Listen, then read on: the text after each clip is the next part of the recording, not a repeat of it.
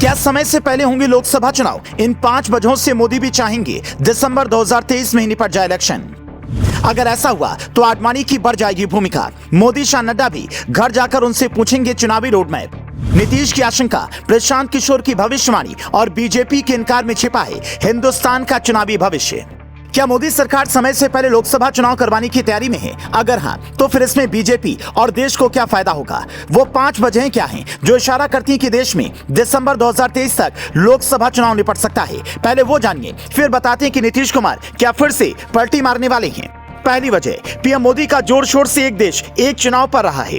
लोकसभा चुनाव 2019 में 60,000 करोड़ खर्च हुए। एक राज्य के चुनाव में करीब 10 से 15,000 करोड़ खर्च होते हैं। इस साल राजस्थान, छत्तीसगढ़, मध्य प्रदेश, तेलंगाना में चुनाव होने हैं। ऐसे में एक साथ चुनाव होंगे तो हजारों करोड़ों की बचत होगी। दूसरी वजह, विपक्ष जिस तेजी से एकजुट होने की कोशिश कर रहा है, अगर चुनाव पहले हो गए तो विपक्ष को इतना मौका नहीं मिलेगा और बीजेपी आसानी से जीत की हैट्रिक लगा लेगी। ऐसा कई राजनीतिक दिग्गज कह रहे हैं। तीसरी वजह, विधानसभा चुनाव और लोकसभा चुनाव एक साथ होंगे तो बीजेपी राज्यों के हिसाब से चेहरे तय नहीं करेगी, बल्कि चुनाव मोदी के चेहरे पर लड़ेगी, जिसका फायदा उसे लोकसभा के साथ साथ विधानसभा चुनाव में भी मिलेगा। कम मेहनत में अच्छा रिजल्ट मिलेगा। चौथी वजह, कर्नाटक के बाद मध्य प्रदेश में भी बीजेपी को सत्ता विरोधी लहर का सामना करना पड़ रहा है। ऐसी खबरें हैं यहां तक कि देश में भी मोदी विरोधी लहर शुरू करने की कोशिश विपक्ष कर चुका है। ऐसे में एक देश एक चुनाव से सत्ता विरोधी लहर अगर उठी भी तो उसे शांत किया जा सकेगा। पांचवी वजह, समय से पहले चुनाव कोई भी सरकार 2 वजहों से करवाती है।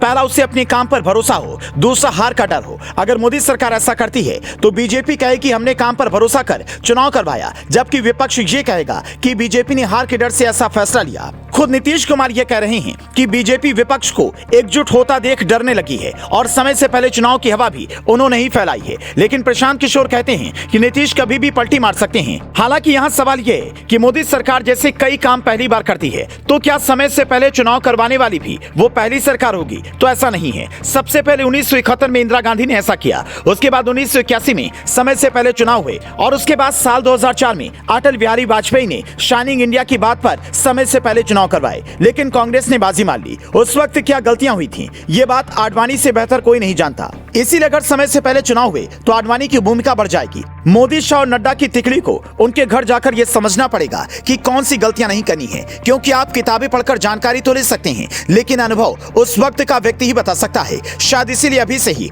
मोदी सरकार की 9 साल की उपलब्धियां गिनवाने के बहाने अमित शाह कभी पंजाब, हरियाणा में रैली करने के लिए पहुंच रहे हैं, तो कभी जयशंकर जमीनी हकीकत जानने के लिए निकल जा रहे हैं, ताकि चुनाव कभी भी हो पुरानी गलतियां ना दोहराई जाएं। हालांकि अनुमान लगाना मुश्किल है कि मोदी सरकार कब कौन सा फैसला ले ले। वैसे तो चुनाव अप्रैल मई 2024 में होना है, लेकिन समय से पहले अगर हुआ तो देश के कई नेताओं का सियासी भविष्य अभी से तय हो जाएगा। जिन पार्टियों के मुख्यमंत्री अपना राज्य छोड़कर दूसरे राज्यों में प्रचार करने के लिए घूमते रहते हैं और अपने प्रदेश का काम पेंडिंग पड़ा रहता है, उन्हें घूमने की बजाय काम पर फोकस करना होगा, वरना विधानसभा के साथ साथ लोकसभा चुनाव में भी बड़ा झटका लग सकता है अगर ये जनता के लिहाज से अच्छा फैसला होगा। क्या कुछ राजनीतिक पार्टियों की तरह आप भी ये चाहेंगे कि एक देश एक कानून के साथ ही एक देश एक चुनाव का नियम भी देश में लागू हो जाए? तो हमें कॉमेंट में बताएं। Bureau report.